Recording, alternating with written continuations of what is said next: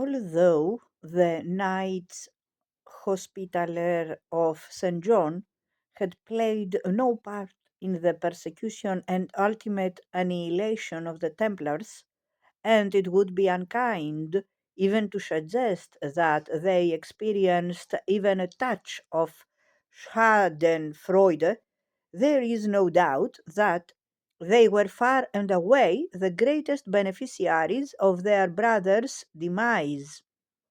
By a bull dated 2 May 1312, Pope Clement had decreed that all the Templars' wealth and property outside the kingdoms of Castile, Aragon, Portugal, and Majorca, on which he deferred his decision, should devolve upon the order of the hospital.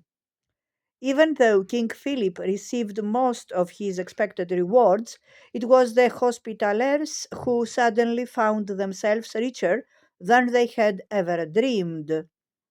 In its origins, their order was older even than that of the Templars.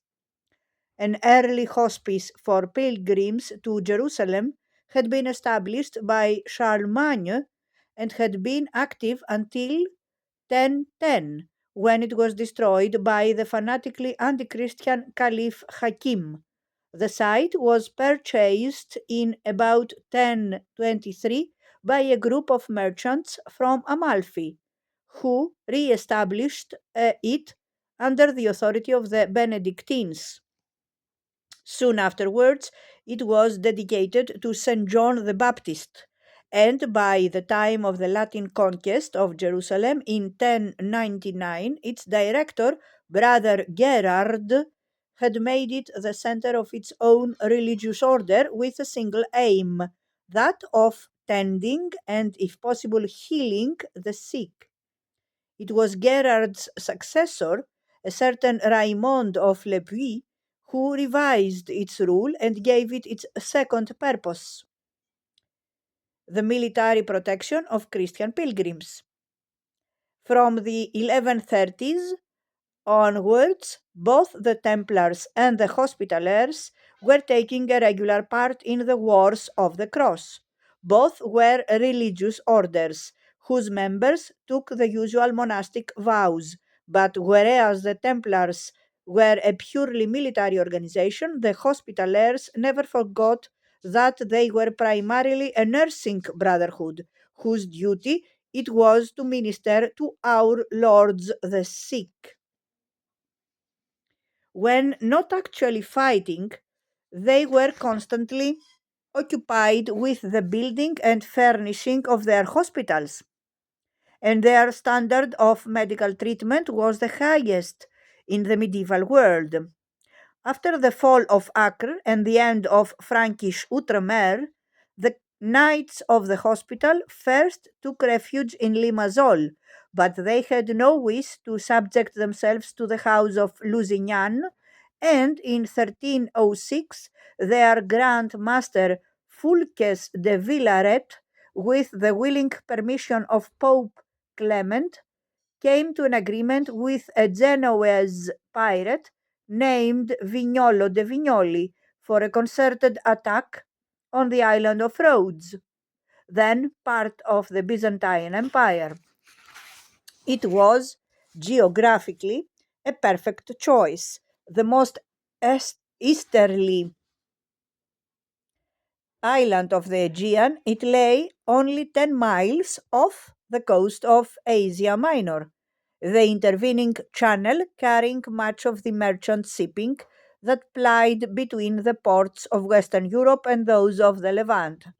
Its mountain ridge, rising to some 4,000 feet, offered several vantage points from which lookouts could keep a watch on both Asia Minor and the islands of the Dodecanese.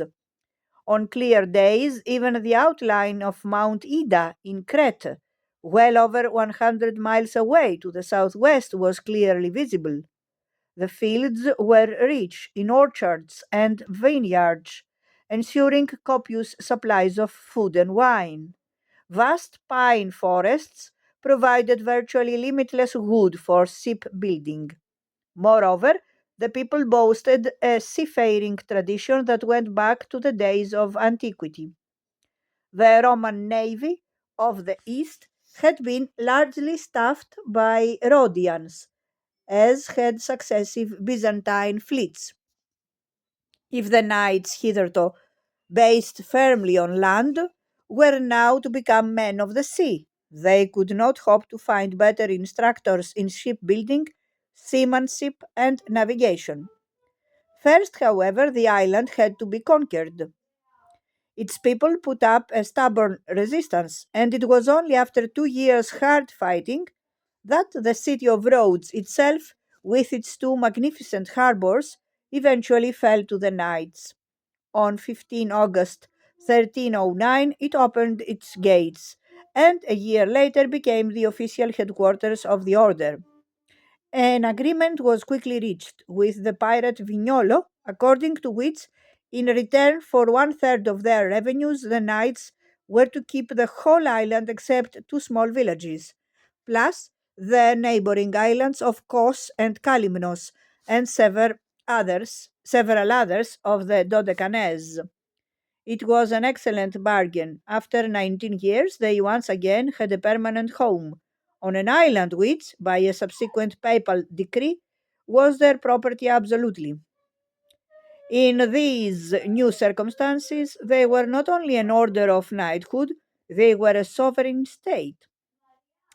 Now, at last, they were able to resume their continuing war against the infidel, with its avowed object of reducing to silence the enemies of Christ.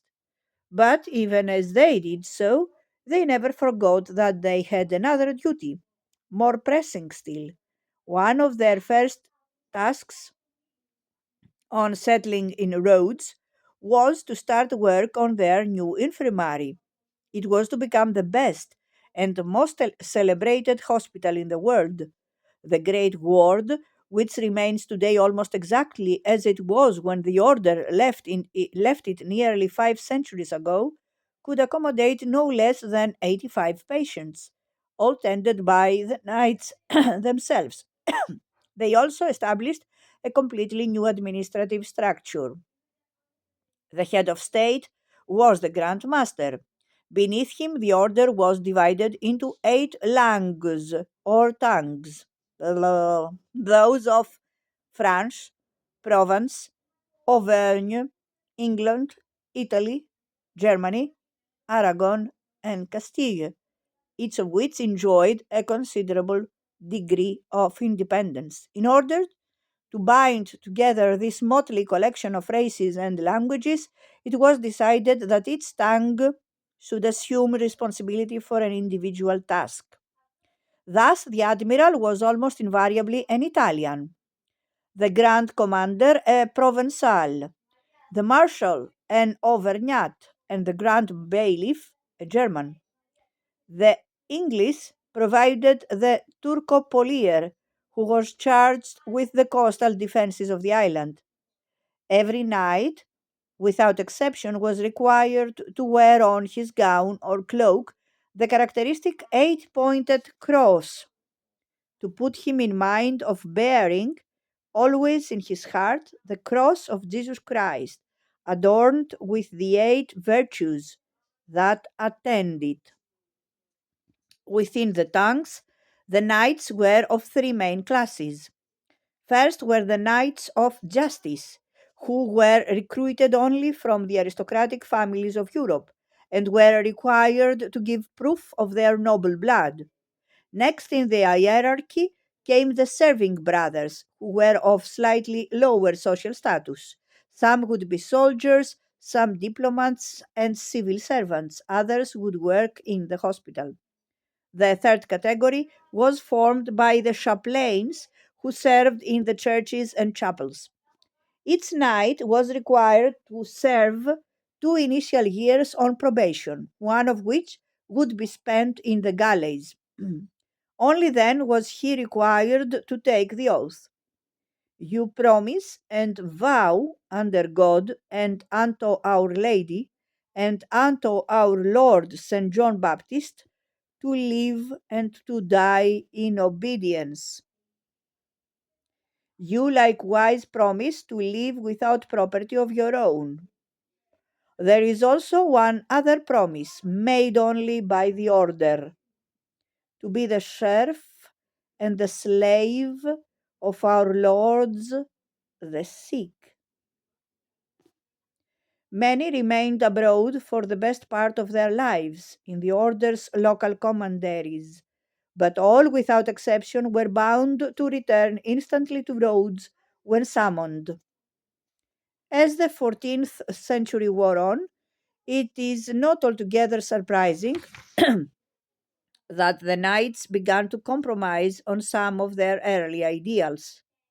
Although their hospital continued to flourish and to attract patients from all over the eastern Mediterranean, their own steadily increasing wealth, combined perhaps with the near perfect climate in which they lived, led to a gradual relaxation of their once austere monastic habits. But they never neglected their military duties.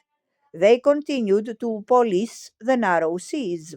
Their consuls in Egypt and at Jerusalem watched over the interests of the Christian pilgrims, and they kept up the pressure against the Turks, substantially delaying their development as a first rate naval power. In 1348, in alliance with Venice and Cyprus, they took Smyrna, Izmir, successfully defending it against a Turkish counterattack 10 years later. And in 1365, they participated in the last effort ever made to rescue the Holy Land from the infidel.